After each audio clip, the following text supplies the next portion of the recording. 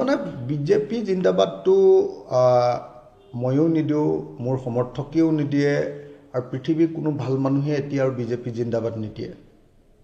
সব মানুহে জানে যে বিজেপি এটা সাম্প্ৰদায়িক দল, বিভাজনকামী দল, জাতীয় শত্ৰুৰ এটা দল।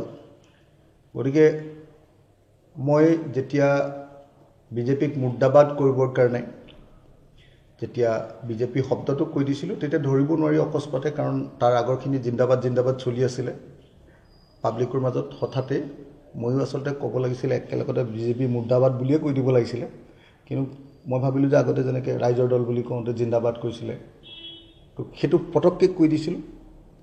তো সেইকাৰণে হেৰি হৈছিলে, লগে লগেতো কাৰেকশ্যন হৈ গৈছে। আপোনালোকৰ প্ৰব্লেমটো হ'ল এইটোৱে, একাংশ সংবাদ মাধ্যমৰ প্ৰব্লেমটো হ'ল এইটোৱে যে আপোনালোকে মানে এডোখৰ কাটি লৈ যিটো বিজেপি বা চৰকাৰৰ পক্ষত লাভ হয় সেইটো বস্তু আপোনালোকে দেখুৱায়, আৰু যিটোৱে বিজেপিক সমালোচনা কৰে সেইটো কাটি দিয়ে। প্ৰব্লেম সেইখিনিতে ন। তাতে বিজেপি বুলি কোৱাৰ লগে লগে বহুত মানুহে মুৰ্দাবাদ দিছে, কিছুমানে জিন্দাবাদো দিছিলে, হয়নে?